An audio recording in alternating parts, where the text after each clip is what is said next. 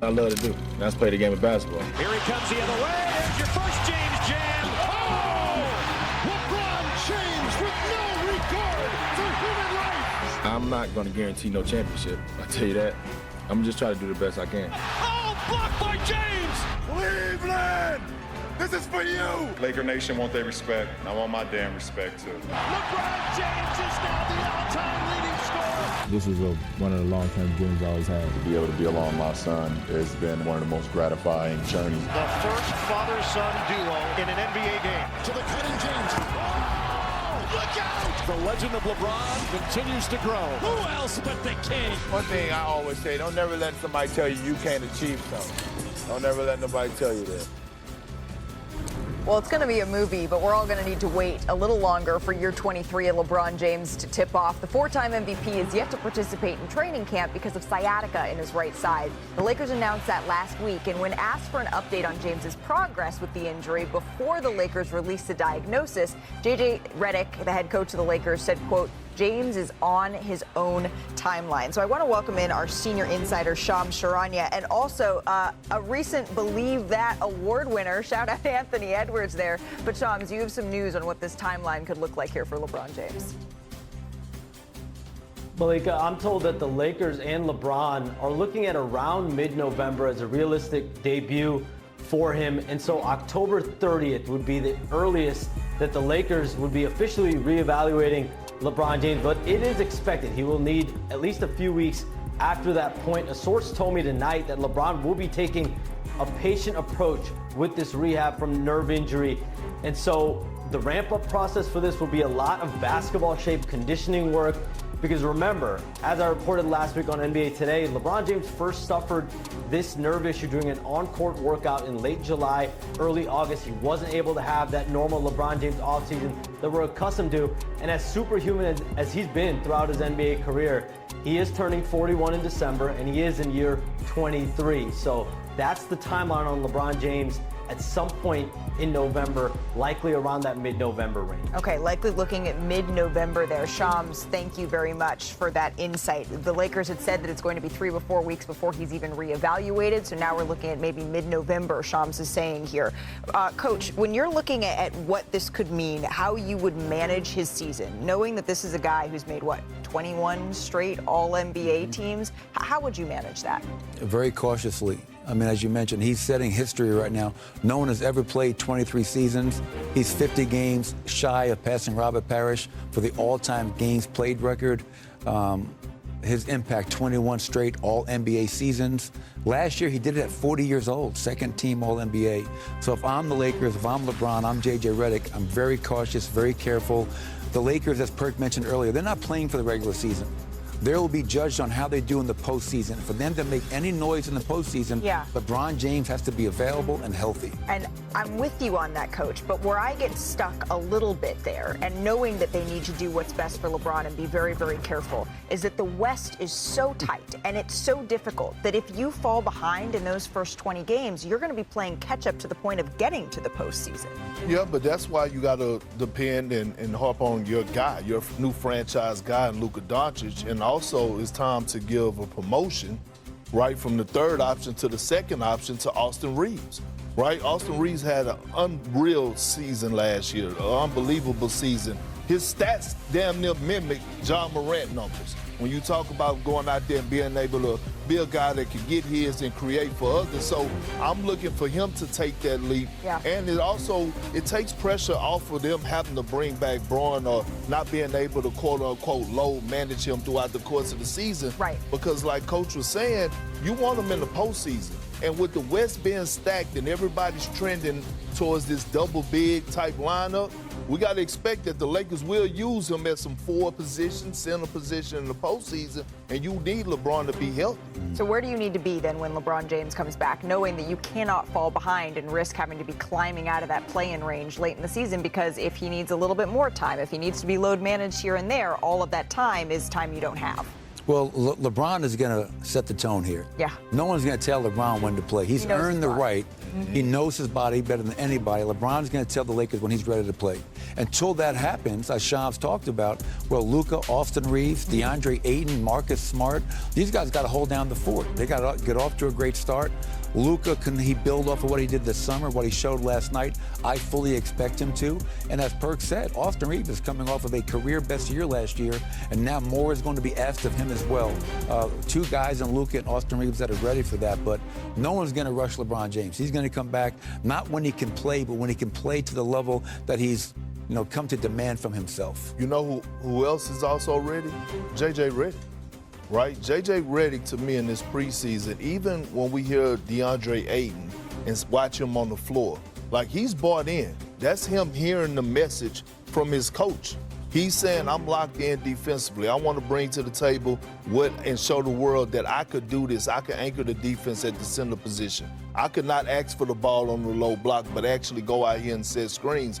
J.J. has shown us that he could maximize in this short period that he's been a coach and get the best out of certain players. All the way back in those Cleveland days, did you think you were going to talk about year 23 of LeBron James? Did you think we were going to be talking about that? I did not, but it's a testament to his work ethic. People never gave him credit for being the worker that he is.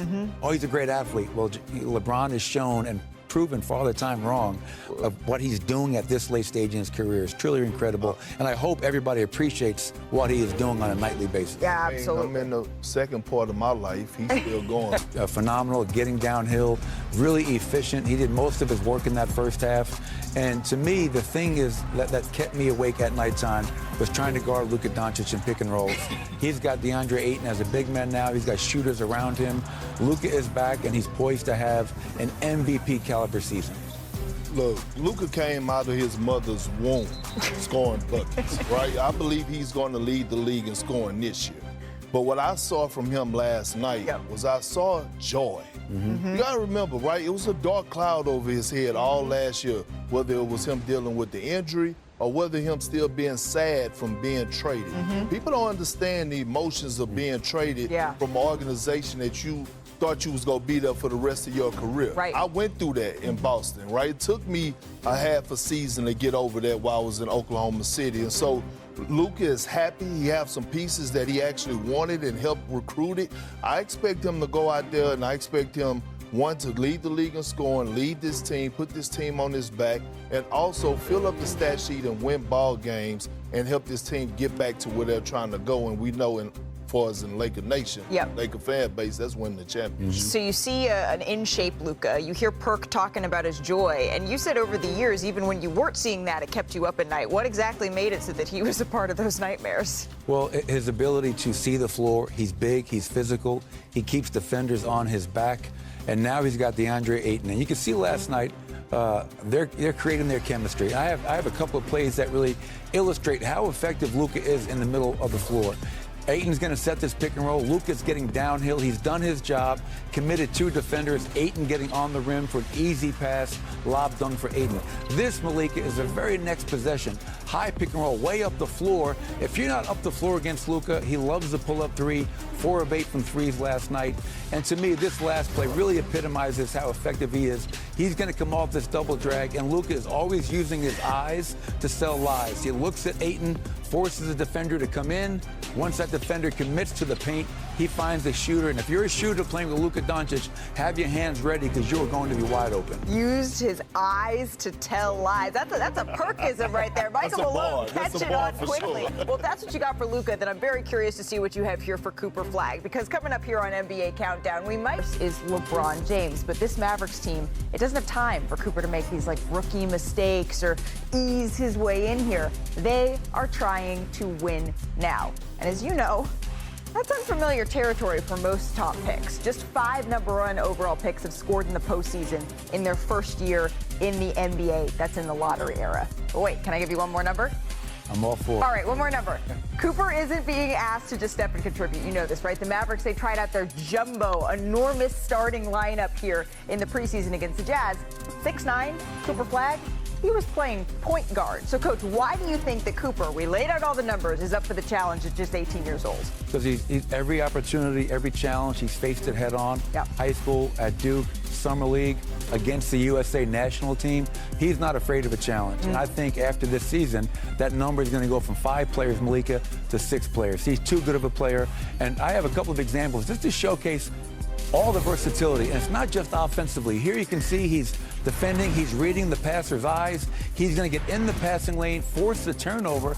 But what I love about, here's an 18-year-old rookie with poise, not rushing, under control, and he finds Dwight Powell for an easy 2, showcasing defense and playmaking. This is a great example of him playing high pick and roll with Derek Lively. It's going to be a small thing here in the league, but watch him, just this little ball fake, forcing the defender to react.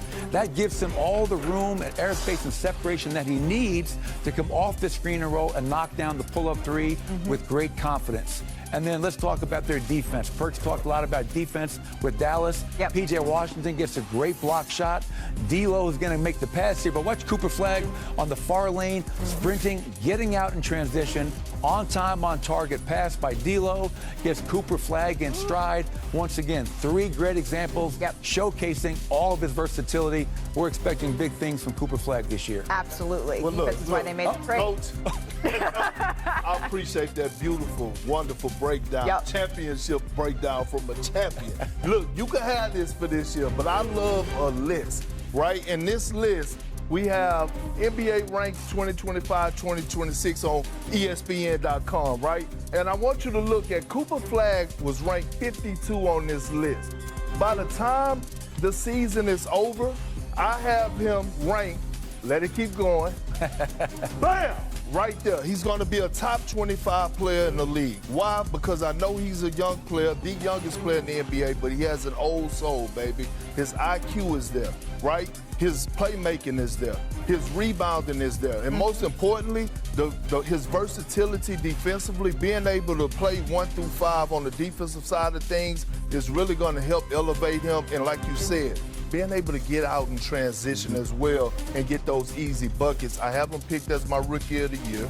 We haven't seen a rookie in this position since Tim Duncan. So we know the expectations is there. He has the vets around him, along with a championship coach in Jason Kidd. All right, it's only the preseason, but Perk is already having Cooper Flagg make the jump all the way up to top 25 player in the NBA by the end of the season. One of those vets that you mentioned that he is surrounded by is Klay Thompson. We talked about the potential spacing issues here for this Dallas Mavericks team. That's one of the best knockdown shooters. And Klay had a wonderful summer this.